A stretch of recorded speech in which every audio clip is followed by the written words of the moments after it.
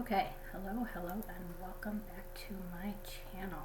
My name is Tony, and I am currently playing Super Mario World for the Super Nintendo and doing story times. So today's story time is not actually about me, it's about my mother. Sorry, my voice keeps cracking. I don't know what is wrong with it today. Oh, and also, I'm going to tell you guys, I am not doing this recording for the first time, since I started this. Oh, that was not a good jump.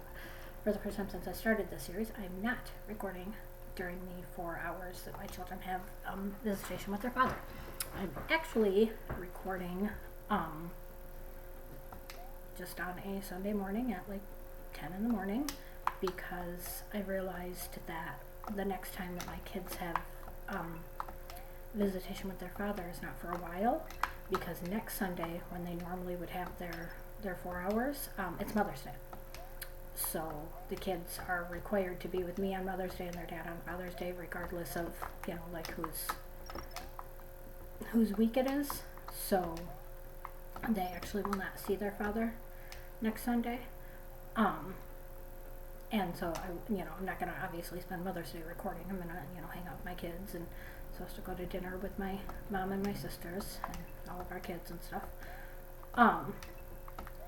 So, or maybe lunch. I'm not sure which one we're doing. Either way. But I did not want to spend Mother's Day recording, so I opted to do my recording this morning, and hopefully I can get a decent amount done. Yes. Anyway, so today's story time is inspired by the fact that for the last 2 weeks, I've had to call for jury duty. I didn't actually end up having to serve jury duty, but I did have to, call and see if I was going to have to serve. Luckily, I managed to not have to serve, so that was nice. But anyway, this is the story of my mother and the first time that she served jury duty. She was on a jury. I don't think I can give a lot of details, although this was, many years ago, and obviously no one would know where I was talking about or what I was talking about, but still, I'm going to be careful with the details.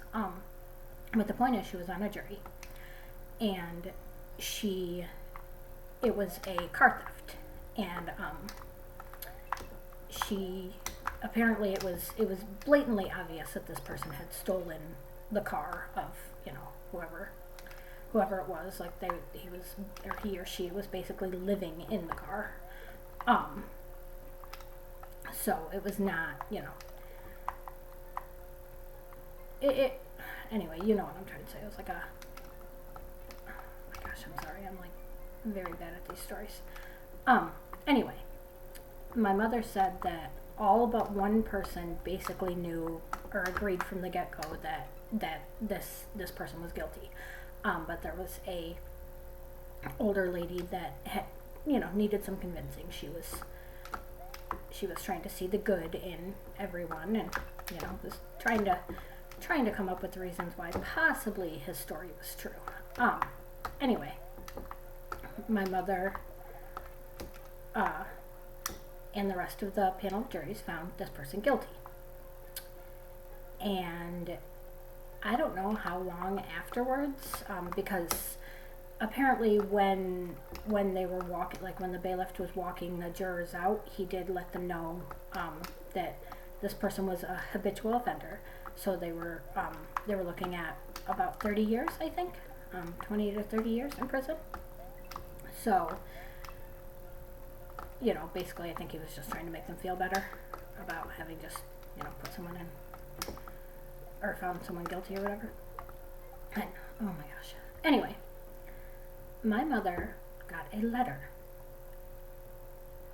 I don't know, a little while after putting this person in jail, or prison, I suppose, because it was like 30 years, from the person that she put in prison, talking about how when he looked her, or when she looked him in the eye, when she read that guilty verdict out, he knew that she felt something for him or something like that. And he told her that he had our phone number, because back then cell phones were not a thing. Forgot to mention, this was when I was a teenager. My father had already died, so my mother was a widow with 5 children at home. And so that already was nerve-wracking. But then to get this letter from this person who clearly has our address, like, why does he have our address? He should not have our address. And now is saying that he also has our phone number, so he could call and say God knows what to our children, if because my mother worked.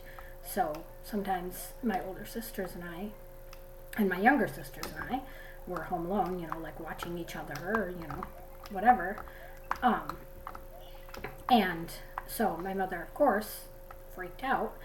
And I don't know if she called my aunt and uncle specifically for this, or if she just happened to be on the phone with them, but she was telling them about this letter that she got. And thankfully my Uncle Dennis, came over the very next day and literally replaced our door. And the funny thing is, I remember when our door got replaced. And I don't know if I knew the reason why. At the time, I'm going to guess that my mother probably didn't tell her children, hey, this guy that I just put in jail is sending me vaguely threatening letters. But I'm surprised that he got away with it. Like, don't they screen the mail at that jailhouse?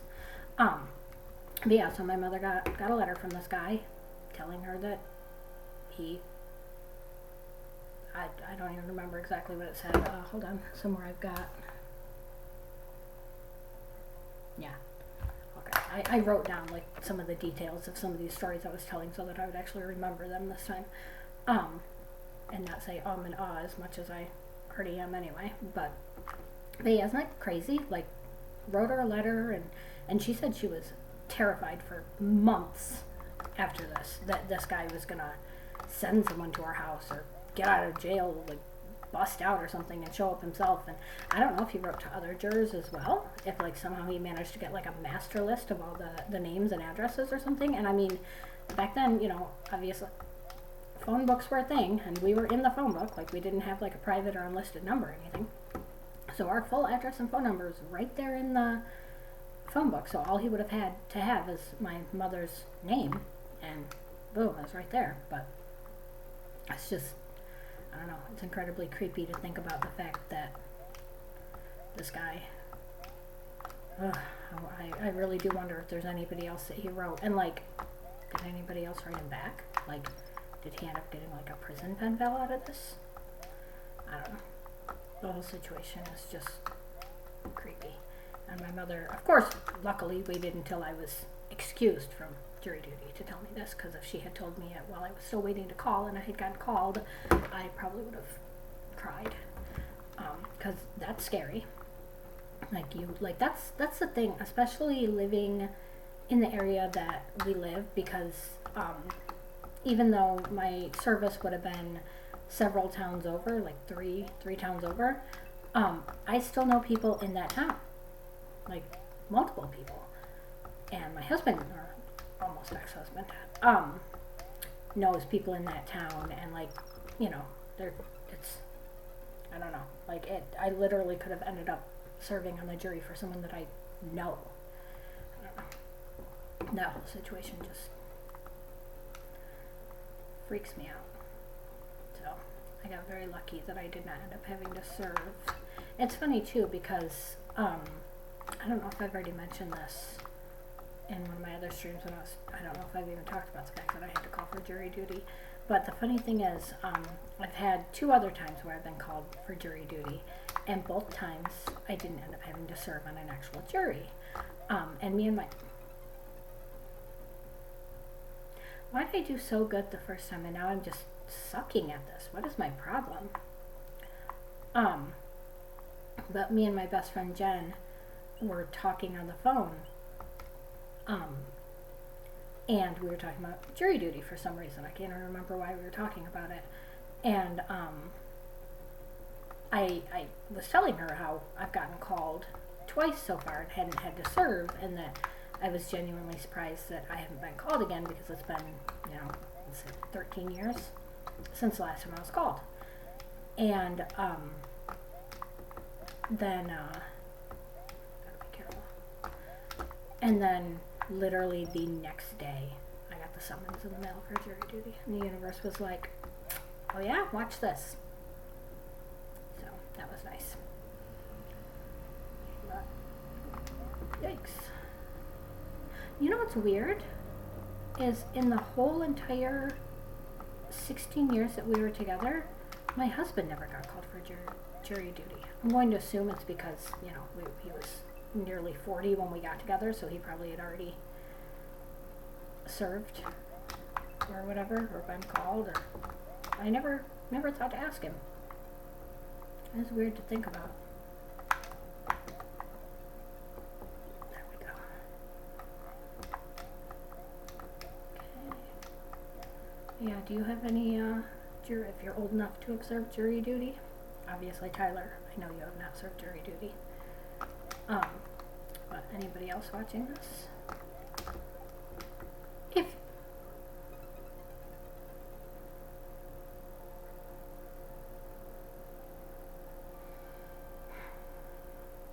I'm ending it here. Thank you for watching.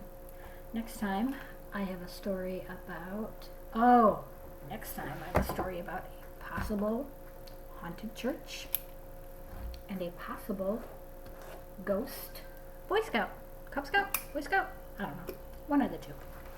So stay tuned for that. If you like this, like, comment, subscribe, follow me on Instagram, Twitter, and TikTok. They're all linked below, and I will see you guys tomorrow. Bye.